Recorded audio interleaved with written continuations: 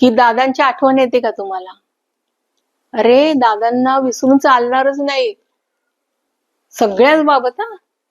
ह्याच्यावरून तुम्ही लक्षात घ्या काय ते. खूप अशा काही गोष्टी आहेत की आता सध्या युट्यूबवर काय लागेल ते देतात, काय लागेल ते. मला त्याचं काही वाटत नाहीये. पोटाला कमवतात पैसे. आम्ही गेलो हे सुद्धा ते डिक्लेअर करतात. आणि काय की ही कुणाची मुलगी आहे हे पण काही कारण नसताना देतात. की ज्यांना हिस्ट्री माहिती नाहीये. आज माझ्या तुम्ही सगळ्या मुलाखती बघाल. मराठी चित्रपटसृष्टी गाजवली ती म्हणजे दादा कोंडके यांनी. दादा कोंडके हे चित्रपटसृष्टीतले खरेच दादा होते, कारण की त्यांनी मराठी चित्रपटसृष्टीला 4 चांद लावलेले होते. गोल्डन जुबली असेल, सिल्वर जुबली असेल, त्यांनी तसे एकामागे एक हिट चित्रपट सुद्धा दिले होते. म्हणून दादा कोंडके यांच्या चित्रपटाची अजूनही कोणी रेकॉर्ड मोडलेले नाहीत, त्यांची बरोबरी अजून कोणी केलेली नाही, कारण की दादा हे दादाच होते. पण मात्र दादा कोंडके यांना साथ दिली ती म्हणजे उषा चव्हाण यांनी. उषा चव्हाण यांनी दादा कोंडके यांना ज्या पद्धतीनं साथ दिली, त्याच साथीमुळे दादा कोंडके यांचे चित्रपट सुद्धा मोठ्या प्रमाणात हिट झाले. एकामागे एक दादा कोंडके उषा चव्हाण यांचे हिट चित्रपट सुद्धा येऊ लागले होते.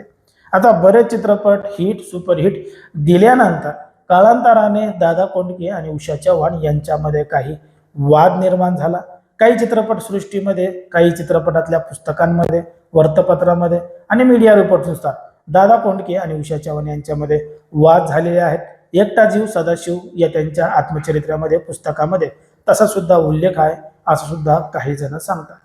पण मात्र जरी दादा कोंडके आणि उषा चव्हाण यांच्यामध्ये वाद निर्माण झाले असले तरी उषा चव्हाण ह्या अजूनही दादा कोंडके यांना विसरलेल्या नाहीत. त्यांना कायम दादा कोंडके यांची आठवण येते, असं स्वतः उषा चव्हाण यांनी सांगितलेलं आहे. ते नेमकं काय म्हणतात बघा हा व्हिडिओ.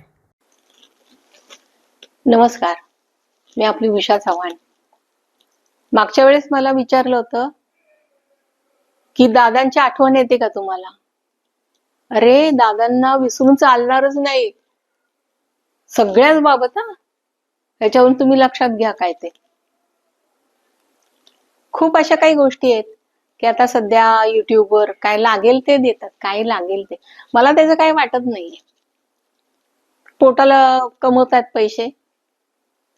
आम्ही गेलो हे सुद्धा ते डिक्लेअर करतात. आणि काय की ही कुणाची मुलगी आहे हे पण काही कारण नसताना देतात. की ज्यांना हिस्ट्री माहिती नाहीये. आज माझ्या तुम्ही सगळ्या मुलाखती बघाल तर माझा जन्म वगैरे, माझी आई मुख चित्रपटामध्ये काम करते, ह्या सगळ्या गोष्टी मी दिलेल्या आहेत एका ह्याच्यामध्ये, माझ्या मुलाखतीमध्ये. पण मी लक्ष देत नाही. माझा मुलगा पण आणि मग आमच्या घरातले खूप समजूतदार आहे. कारण काय हत्ती चलताय कुत्ते भुंकते असं ह्या टाईपने मला म्हणतात. आणि बरोबर आहे त्यांचं, मी ऐकते ते आणि त्याप्रमाणे पुढे सरकते. नाही तर एक एक दिवस माझ्या लाईफ मधला कमी नाही का होणार. मी आता काय 16 वर्षाची आहे का? वयाचा विचार करून ह्या लोकांनी कॉमेंट्स कराव्यात, पण नाही. ह्याला काही कारण नाहीये. ते आहेत तेच राहणार. जितेची खोड मेल्याशिवाय जात नाही. पण काही लोक असे आहेत पण होऊन गेलेले आहेत की आमची खोड मेल्या नंतर सुद्धा जाणार नाही. म्हणजे जित्याची खोड मेल्याशिवाय जाणार नाही तर मेल्यानंतर पण जाणार नाही असे म्हणणारे मोठ्या व्यक्ती गेल्या. आणि मला ते आठवतात मग की बाबा असे लोक बाजारात आहेत. आपण चालत राहायचं, मागे वळून जास्त बघायचं नाही फालतू गोष्टींकडे. आणि फालतू लोकांना आपण किंमत पण द्यायची नाही.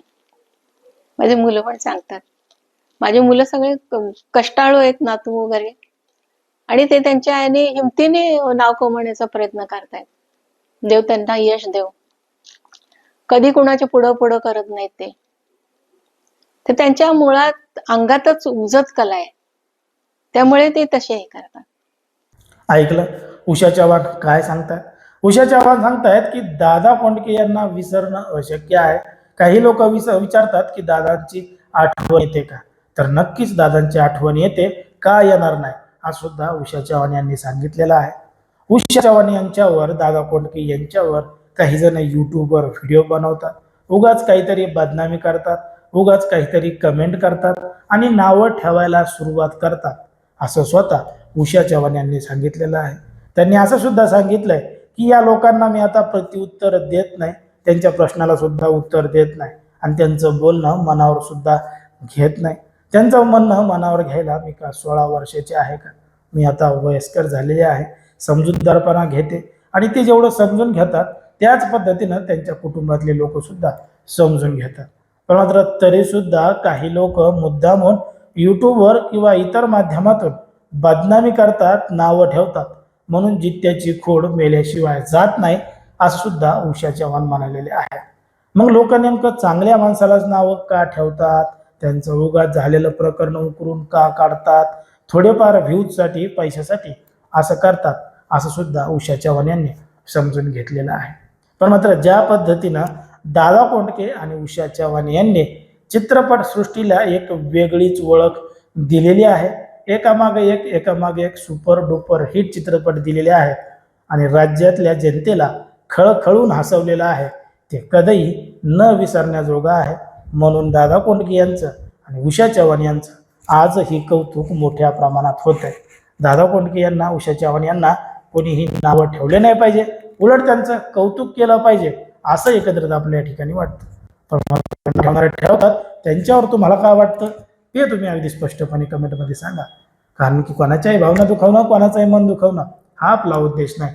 समाजामध्ये जे घडतंय आणि मीडियामध्ये जे दिसतंय तेच सांगायचं काम आपण या ठिकाणी करत असतो.